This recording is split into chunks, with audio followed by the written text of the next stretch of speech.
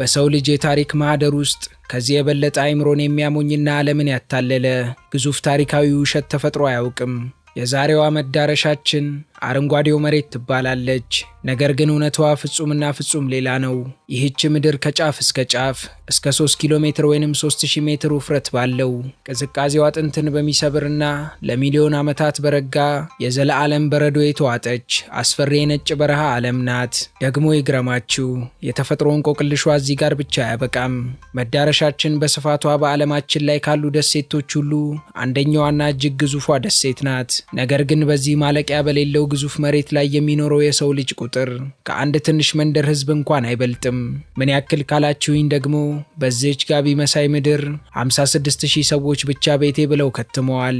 እንዲሁም በመላው ግዛቷ ውስጥ ከአንዱ ከተማ ወደ ሌላኛው ከተማ የሚወስድ አንድም የአስፓልት መንገድ የላትም። ሰዎችም በዚህ ቦታ በውቅያኖስ መሃል በሚንሳፈፍ ግዙፍ የበረዶ ተራሮች መሃል በጀልባ ወይም በበረዶ ውሾች በሚጎተቱ ጋሪ ቢጤ መጓጓዣዎች ብቻ ይጓጓዛሉ። እንዲሁም ክረምት ሲመጣ ይህች ምድር ፀሐይ ለተከታታይ ወራት ብቅ አትልባትም። ግዛቷን በድቅድቅ ጨለማ ውስጥ ትዋጣለች። በበጋ ደግሞ ልክ እኩለ ሌሊት 6 ሰዓት ላይ ፀሐይዋ እንደ ቀትር ደምቃ በሰማይ ላይ ትታያለች። ታዲያ ይህ ሁሉ ሀጫ በረዶ ቅኝ ግዛት ገዝቷት እንዴት አረንጓዴዋ መሬት ተባለች ካላችሁኝ፣ ይህች ምድር ከ1000 ዓመታት በፊት አንድ ከሀገሩ የተባረረ አስፈሪ የቫይኪንግ ጦረኛ ሌላውን የዓለም ሕዝብ አታሎ ለማምጣት ሲል ብቻ አረንጓዴዋ ምድር ብሎ የሰየማት፣ በቀዝቃዛው ጦርነት ጊዜ አሜሪካ ከበረዶው ስር ሙሉ ከተማ የሚያክል ሚስጥራዊ የኒውክሌር ጦር የገነባችባት፣ ዛሬ ደግሞ የዓለም ልዕለ ሀያላን ሀገራት እንዴት በገንዘብ እንግዛት ብለው የሚራወጡባት፣ ከበረዶዋ ስር ቢሊዮን ዶላሮችን የደበቀች ሚስጥራዊ ደሴት ናት። ይህች ደሴት በጂኦግራፊያዊ አቀማመጧ በሰሜን አሜሪካ አህጉር ስር ከካናዳ አጠገብ ብትገኝም በፖለቲካው አጽናፍ ግን ልክ በባለፈው ቆይታችን እንደ ጎበኘናት የፋሮ ደሴት የዴንማርክ ራስ ገዝ ግዛት ናት። ክብራትና ክብራን፣ ይህች በታሪክ ትልቁን የስም ማታለያ ያስተናገደች የተፈጥሮ ቁጣና ውበት የተዋሃደባት የዓለማችን የመጨረሻዋ የበረዶ ገነት ማናት ስላችሁ ግሪንላንድ ካላችሁኝ አልተሳሳታችሁም። ዛሬ እኛና እርሶ ወደ ምድራችን ትልቋ ደሴት ግሪንላንድ ተጉዘን የሰው ልጅ በዓለማችን እጅግ አስቸጋሪ ከሆነው የተፈጥሮ ቁጣ ጋር እንዴት እንደሚታገል እንዲሁም እንደኛ እንደ ሀበሾቹ ሁሉ ጥሬ ስጋን እየበላ ነፍሱንና ጀግንነቱን እንዴት እንደሚያቆይ ተመልክተን አልፈንም የጠፉት ቫይኪንጎችን ሚስጥርና ከግሪንላንድ በረዶ ስር ስለተደበቀው አይምሮን የሚያናውጥ እውነታ አውቀን እንመለሳለን። እርሶም ይህችን ከስሟ እስከ ምድሯ ሚስጥር የተሸከመች ደሴት አብረውን ያውቋት ዘንድ መልካም መሻታችን ነውና እስካሁን ቤተሰብ ካልሆኑን ቻናላችንን ሰብስክራይብ በማድረግ ብቻ ቪዛዎትን አስመትተው ለደቂቃዎች አብረውን ይጓዙ።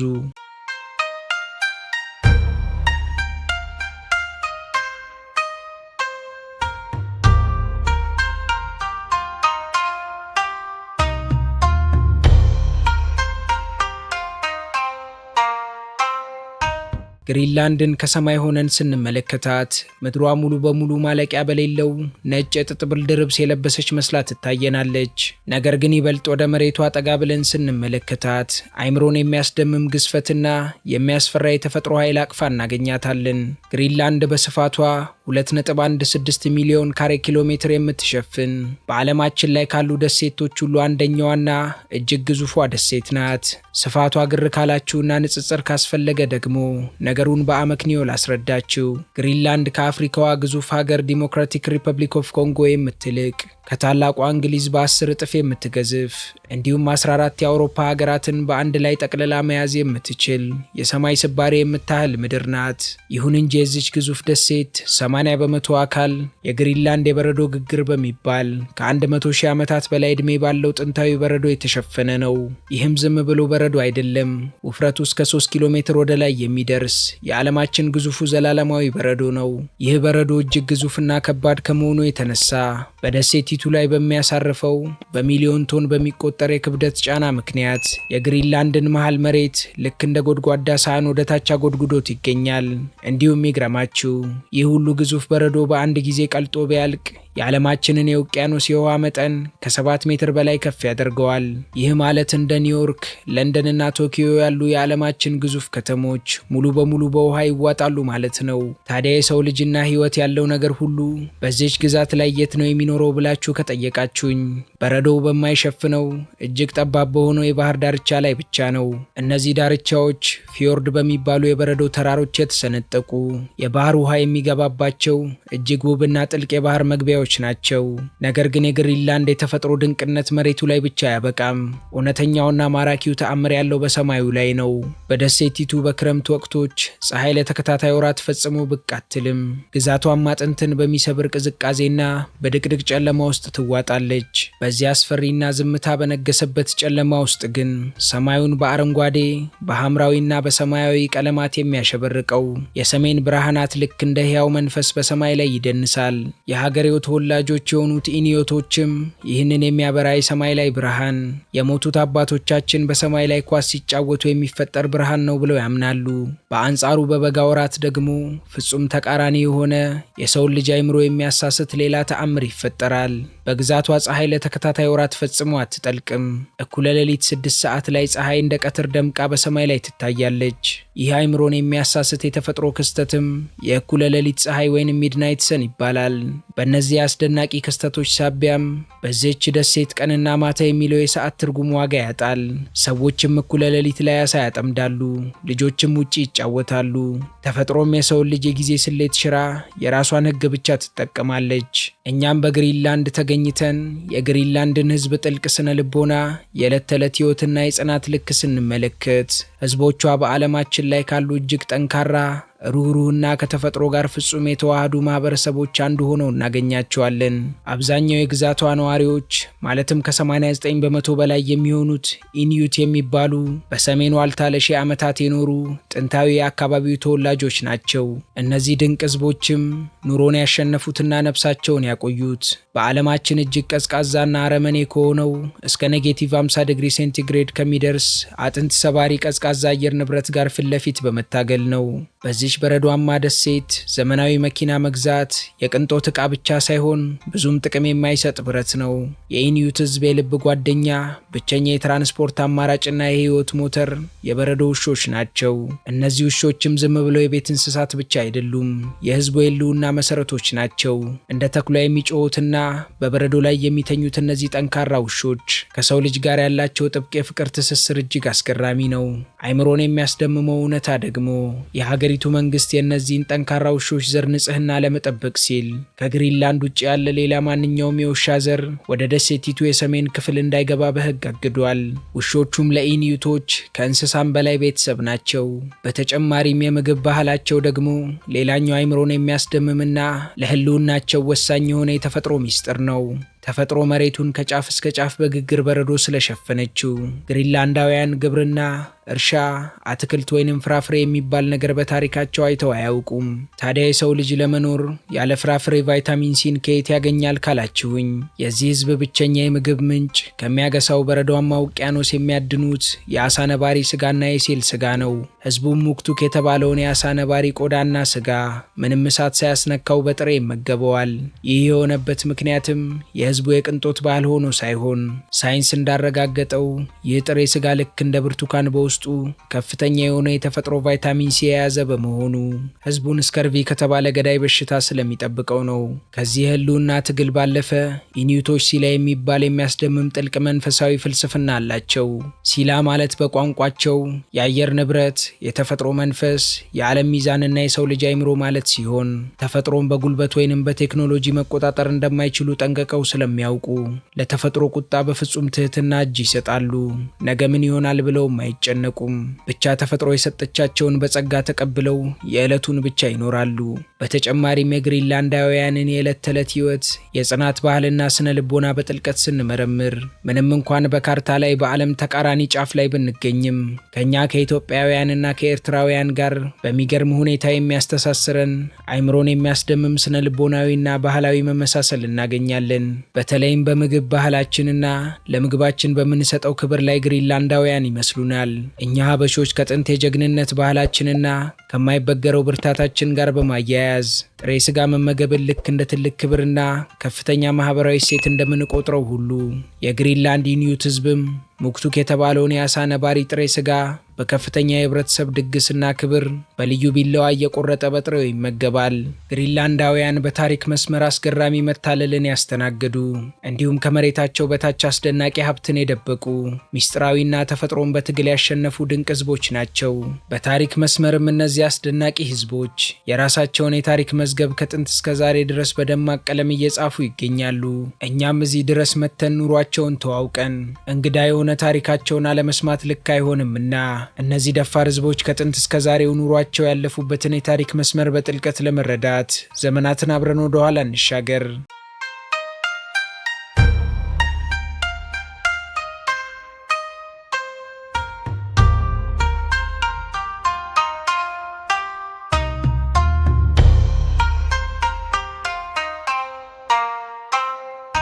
የግሪንላንድ ታሪክ ዝም ብሎ በወረቀት ላይ የተጻፈ የታሪክ ተረክ አይደለም።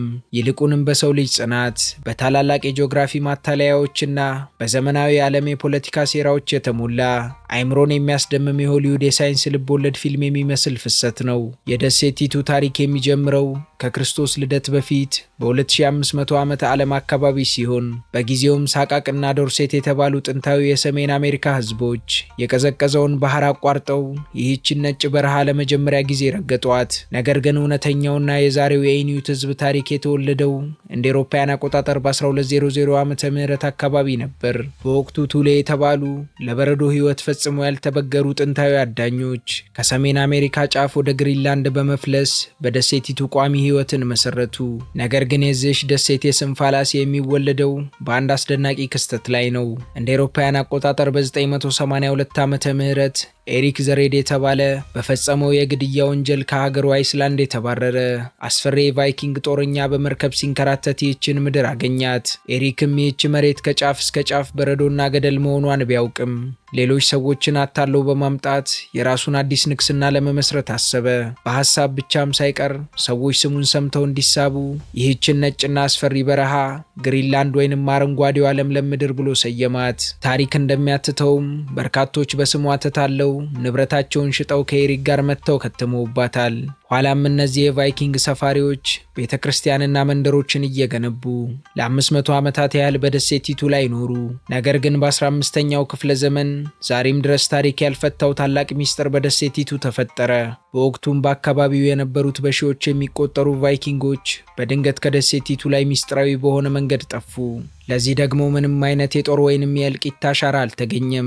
የሚገርመው ደግሞ የታሪክ ምሁራን እስካሁን ድረስ እነዚህ ቫይኪንጎች እንዴት እንደጠፉ ይከራከራሉ።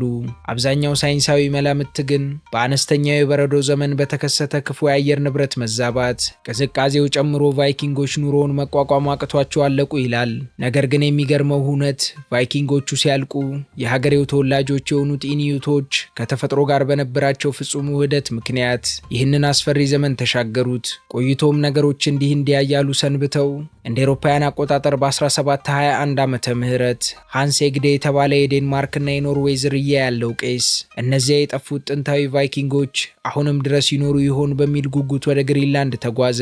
ነገር ግን በደሴቷ ቫይኪንጎቹን ሳይሆን የኢኑይት ህዝቦችን አገኘ።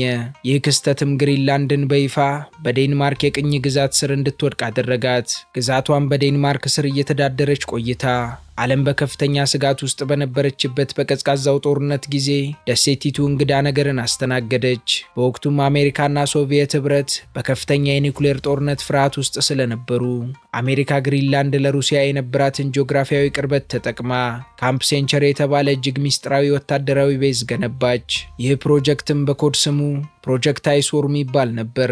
አሜሪካውያንም በጊዜው ከግሪንላንድ በረዶ ስር የራሱ ሆስፒታል፣ ሲኒማ ቤትና የኒውክሌር ኃይል ማመንጫ ያለው 600 የኒኩሌር ሚሳኤሎችን ማከማቸት የሚችል ሙሉ ከተማ የሚያክል የጦር ሰፈር ገነቡ። በወቅቱም ዓላማቸው ሩሲያን በቅርብ ርቀት ለመምታት ነበር። ነገር ግን ተፈጥሮን ማንም ሊያታልል አይችልምና አስፈሪው የግሪንላንድ በረዶ በራሱ ጊዜ መንቀሳቀስ ሲጀምር ዋሻዎቹንና ከተማዋን እየፈረካከሰ ሊያጠፋት ተቃረበ። በዚህም የተነሳ አሜሪካኖች ሚሳኤሎቻቸውን ሰብስበው እንደ አውሮፓውያን አቆጣጠር በ1967 ዓመተ ምህረት ከተማዋን በበረዶ ስር ትተዋት ወጡ። ምንም እንኳን አሜሪካኖች ደሴቲቱን ለቀዋት ቢወጡም ዛሬም ድረስ የዚህ ሚስጥራዊ የጦር ሰፈር ፍርስራሽና ራዲዮ አክቲቭ ቆሻሻ በበረዶ ስር ተደብቆ ይገኛል። ኋላም ከብዙ የፖለቲካ ትግል በኋላ ግሪንላንድ እንደ አውሮፓውያን አቆጣጠር በ1979 ዓመተ ምህረት ከዴንማርክ መንግስት የራስ ገዝ አስተዳደር መብትን ያገኘች ሲሆን እንደ አውሮፓውያን አቆጣጠር በ2009 ዓመተ ምህረት ደግሞ ህዝቡ በድምጽ ብልጫ ራሱን የማስተዳደር መብቱን አጠናክሮ አብዛኛውን የሀገሪቱን የፖለቲካና የኢኮኖሚ ውሳኔ በራሱ እጅ አስገብቷል። የዛሬዋ ግሪንላንድም የጥንት ማንነቷን ሳትለቅ ወደ ሙሉ ነፃነት ቀስ እያለች እየተራመደች ትገኛለች።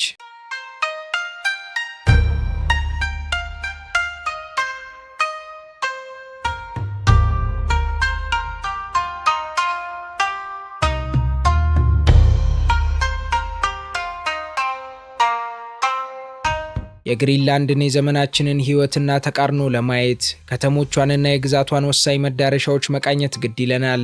በቅድሚያም ሞቅ ያለ ጃኬታችንን ለብሰን ወደ ዋና ከተማዋ ኑክ እንጓዝ። ክብራትና ክብራን እንኳን ወደ ግሪንላንድ ዋና ከተማ ኑክ በሰላም መጣችሁ። ኑክ በዓለማችን ካሉ መዲናዎች ሁሉ እጅግ አነስተኛዋና ጸጥተኛዋ ከተማ ናት። በከተማዋ የሚኖረው ህዝብም ከ19,000 አይበልጥም። ነገር ግን በዚህች ከተማ ውስጥ ስንራመድ አስፈሪውና ማለቂያ የሌለው የክረምት ነጭ በረዶና ጭጋግ ይፈትነናል። የኑክ ከተማ ቤቶችም ከጫፍ እስከ ጫፍ ልክ እንደ ቀስተ ደመና በደማቅ ቀይ፣ ቢጫ፣ ሰማያዊና አረንጓዴ ቀለማት ያሸበረቁ ናቸው። እነዚህ ደማቅ ቀለማትም ዝም ብለው ለውበት ብቻ የተቀቡ እንዳይመስሏችሁ። ይልቁንም ጥንታዊ ታሪክ አላቸው። ድሮ በበረዶ አውሎ ንፋስ ውስጥ ሰዎች መዳረሻቸውን እንዳይስቱ ቤቶቹን በስራቸው አይነት ቀለም እየለዩ ይቀቧቸው ነበር። ለአብነትም ቀይ ቀለም ያላቸው ቤቶች የንግድና የቤተ ክርስቲያን፣ ቢጫ ቀለም ያላቸው ሆስፒታል፣ አረንጓዴዎቹ ደግሞ የቴሌኮምና የፖስታ ቤቶች ነበሩ። ዛሬ ላይ ግን ይህ የቀለም ድግስ ከተማዋን የዓለማችን ውቧ የፎቶግራፍ መንደር አድርጓታል። እኛም በመዲናዋ ኑክ ውስጥ ዘመናዊና ሞቅ ያሉ ካፌዎችን፣ የባህል ሙዚየሞችንና በመላው ግሪንላንድ ውስጥ ያሉትን ብቸኛ የ3 መስቀለኛ መንገድ የትራፊክ መብራቶች እናገኛለን። አሁን ደግሞ ኑክን ተዘዋውረን ካየን በኋላ ቀጥለን ደግሞ መኪና ተከራይተን አስፓልቱን ይዘን ወደ ቀጣዩ ከተማ እንሂድ ብትሉኝ ፈገግ ብዬ ፈጽሞ አይቻልም እላችኋለሁ። ለምን ካላችሁኝ ጉዟችንን ለአፍታ ገታ እናድርግና አስደናቂውን የግሪንላንድ የተፈጥሮ እንቆቅልሽ ላካፍላችሁ። በዚህች 2.16 ሚሊዮን ካሬ ኪሎ ሜትር ስፋት ባላት በዓለም ትልቋ ደሴት ውስጥ ከአንዱ ከተማ ወደ ሌላኛው ከተማ የሚወስድ አንድም የአስፓልት ወይንም የጠጠር መንገድ የለም። በመኪናም ከአንዱ ከተማ ወደ ሌላኛው ከተማ መንዳት ፈጽሞ አይታሰብም። እያንዳንዱ የግሪንላንድ ከተማም በግዙፍ የበረዶ ተራሮችና በውቅያኖስ የተከበበ እርስ በእርሱ የተነጠለ ደሴት ነው።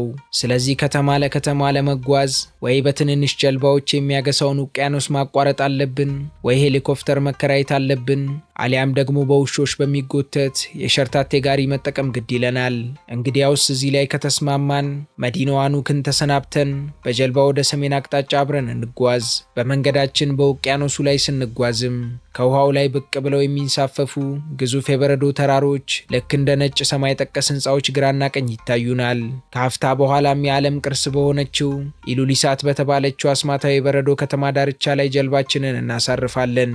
ወደ ከተማዋ ስንገባም በመጀመሪያ ጆሮአችንን የሚያደነቁሩ የሰው ጫጫታ ሳይሆን በየቦታው የታሰሩት በሺዎች የሚቆጠሩ የበረዶ ውሾች የባዕድ ዓለም የሚመስል ጩኸት ነው።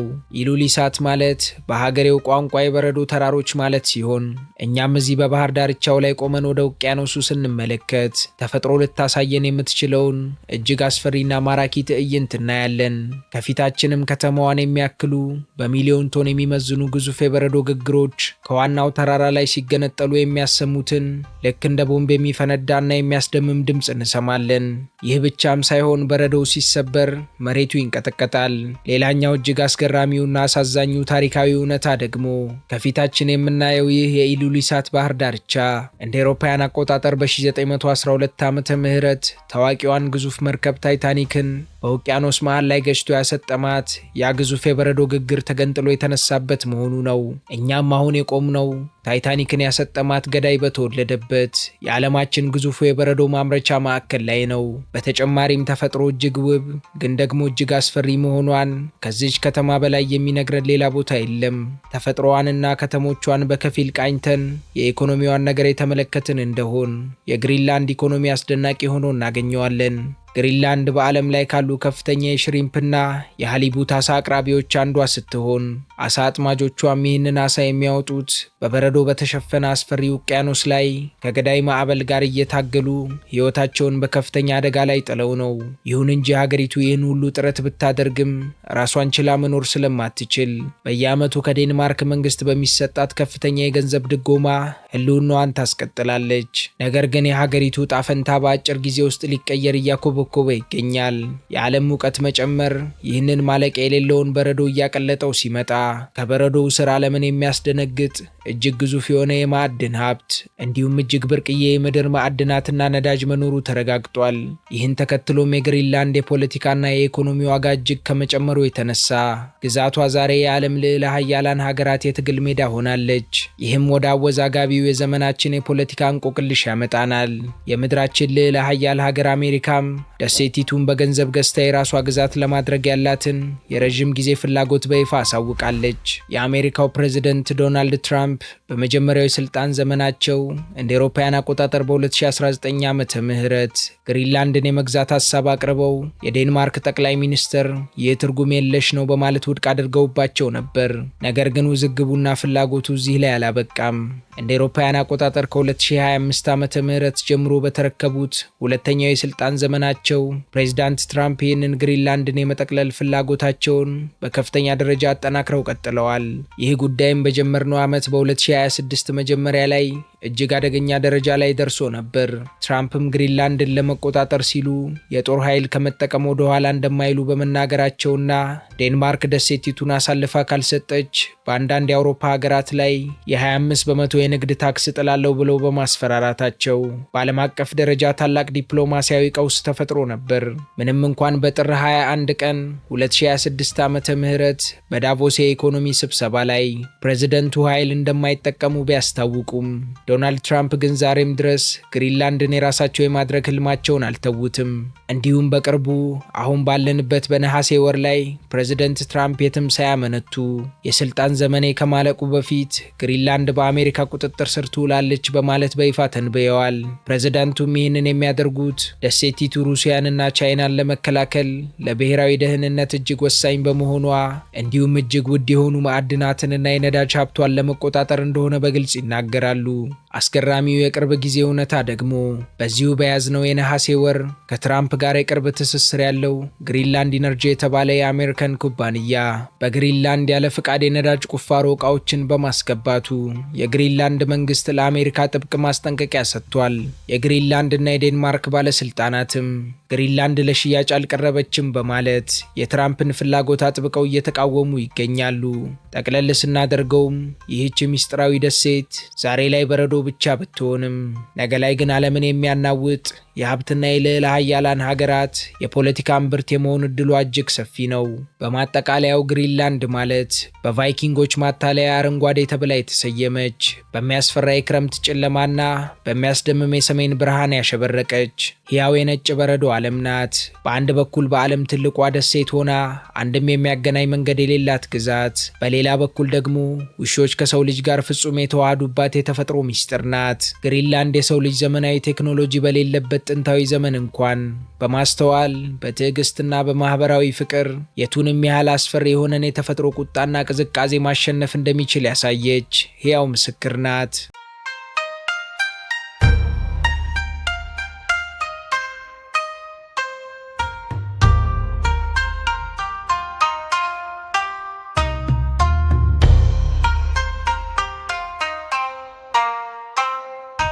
ውድ የሀገሬ ልጆች የዛሬው የግሪንላንድ ቅኝታችን እዚህ ላይ ያበቃ።